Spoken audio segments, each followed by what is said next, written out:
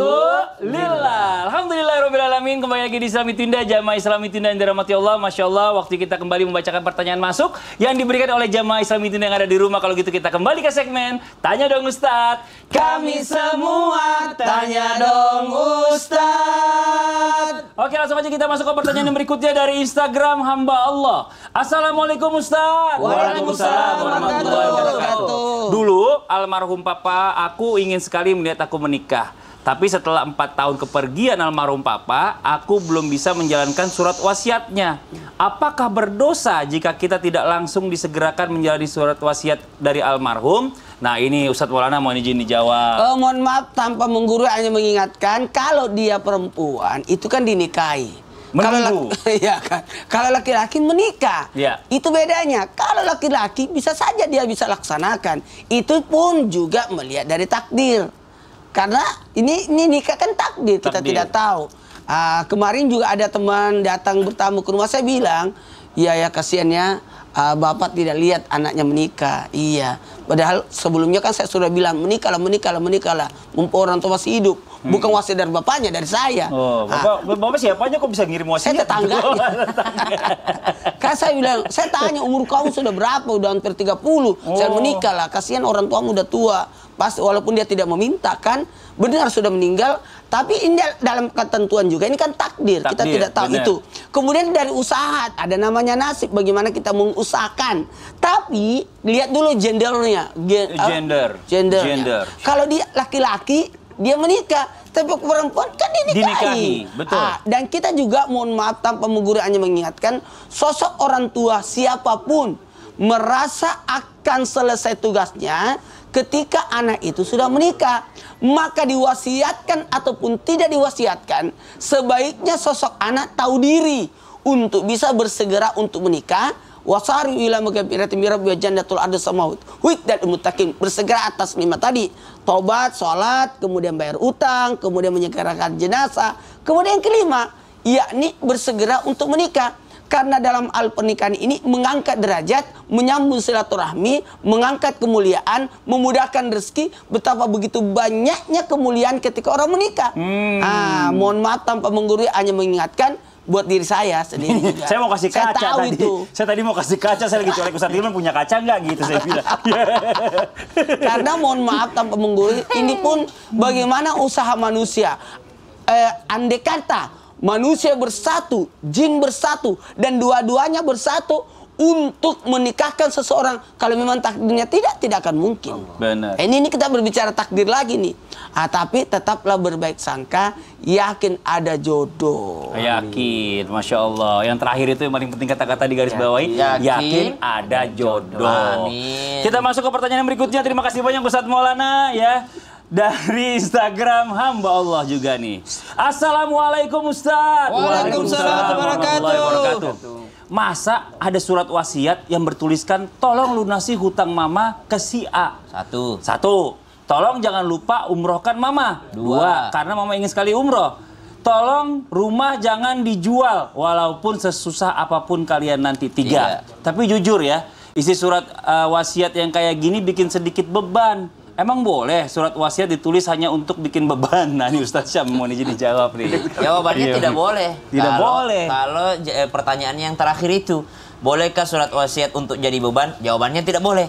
Tapi saya rasa wasiat yang ditulis mamanya tadi ini adalah wasiat yang benar. 1, dikatakan tolong lunasi hutang mama. Benar.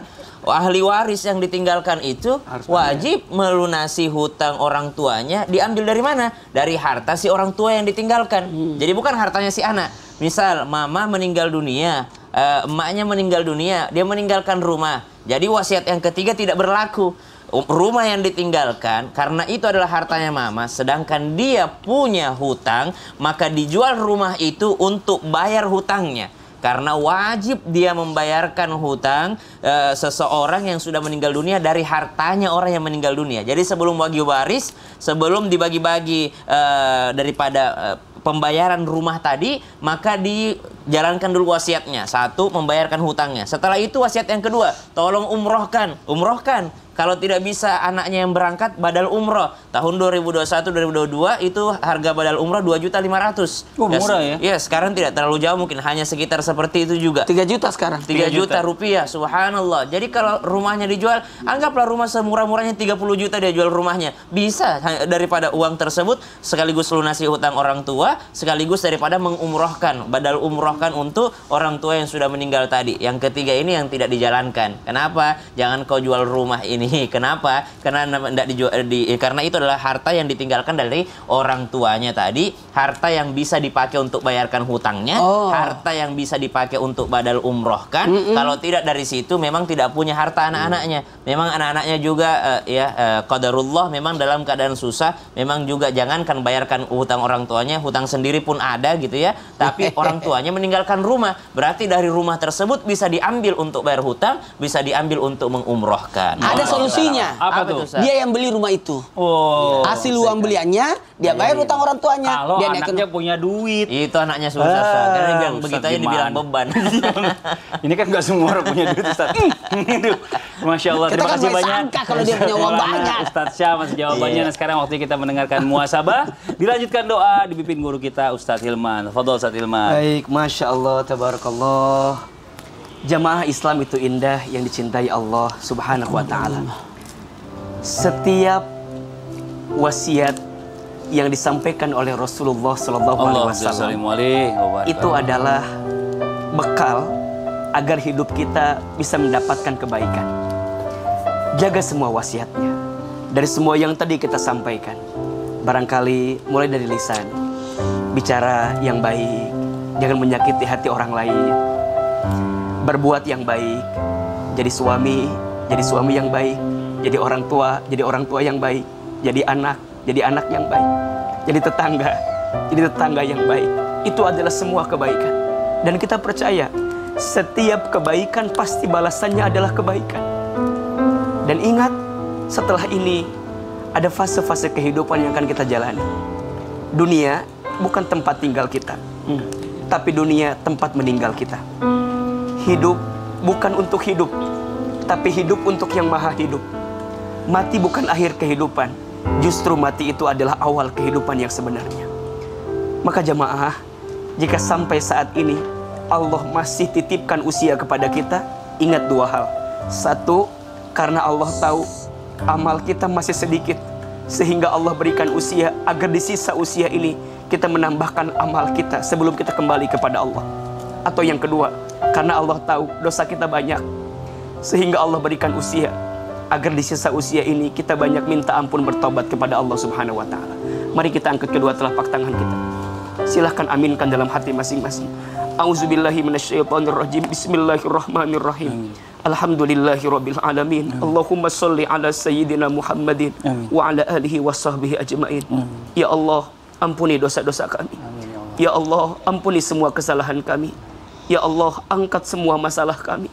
Ya Allah, tunjukkan jalan keluar terbaik atas setiap kesulitan kami. Ya Allah, tutup aib kami.